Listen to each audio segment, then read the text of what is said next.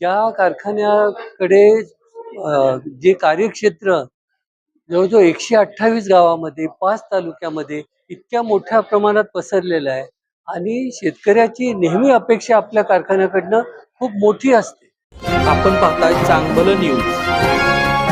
रेठरे बुद्रुक येथील यशवंतराव मोहिते कृष्णा सहकारी साखर कारखान्याच्या चेअरमनपदी डॉक्टर सुरेश भोसले यांची आज सर्वानुमते निवड करण्यात आली.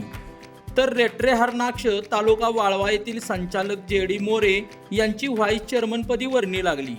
या निवडीनंतर जयवंतराव भोसले सहकार पॅनेलच्या कार्यकर्त्यांनी जल्लोष साजरा करत नवनिर्वाचित पदाधिकाऱ्यांचे अभिनंदन केले. या निवडीमध्ये सहकार पॅनेलच्या वतीने कराड आणि वाळवा तालुक्याचा म्हणजेच सातारा आणि सांगली जिल्ह्याचा योग्य असा समन्वय साधण्यात आला. तुम्ही पाहताय चांगलं न्यूज. यशवंतराव मोहिते कृष्णा सहकारी साखर कारखाना हा पश्चिम महाराष्ट्रातला एक मोठा नावाजलेला कारखाना आहे. त्या कारखान्याच्या अध्यक्षपदी निवडून येणं हे मोठं जबाबदारीचं काम आहे आणि ज्या कारखान्याकडे जे कार्यक्षेत्र जवळजवळ 128 गावामध्ये 5 तालुक्यामध्ये इतक्या मोठ्या प्रमाणात पसरलेलं आहे आणि शेतकऱ्याची नेहमी अपेक्षा आपल्या कारखान्याकडनं खूप मोठी असते. सगळ्यांना असं वाटतं की हा कारखाना हा पथदर्शक राहायला पाहिजे, हा सगळ्या महाराष्ट्रासाठी आदर्श राहायला पाहिजे, सगळ्यात जास्त दर दिला पाहिजे आणि सगळ्यात चांगल्या सोयी आपल्या कारखान्याकडनं मिळाव्यात ही लोकांची अपेक्षा आहे आणि ही अपेक्षा आपल्याला पूर्ण करणं हे मोठं आव्हानात्मक राहणार आहे.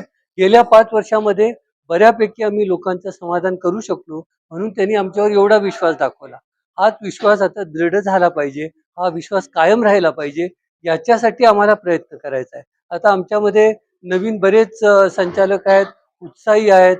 माझी खात्री आहे की आम्ही या सगळ्या आव्हानांना सामोरे जाऊन बऱ्यापैकी लोकांचं समाधान करू शकू जर आम्ही एकत्रित चांगलं काम केलं तर. आणि हाच प्रयत्न पुढच्या 5 वर्षामध्ये आमच्याकडनं राहणार आहे आणि माझी खात्री आहे की सगळ्या लोकांची आम्हाला जशी साथ आहे, जसं त्यांनी ह्या इलेक्शनमध्ये सुद्धा जे मताधिक्य दाखवलेलं आहे हे कृष्णेच्या इतिहासात सुद्धा हे पहिल्यांदाच अशी परिस्थिती तयार झालेली आहे. तेव्हा चांगलं आपण काम करण्याचाच प्रयत्न आम्ही करणार आहोत.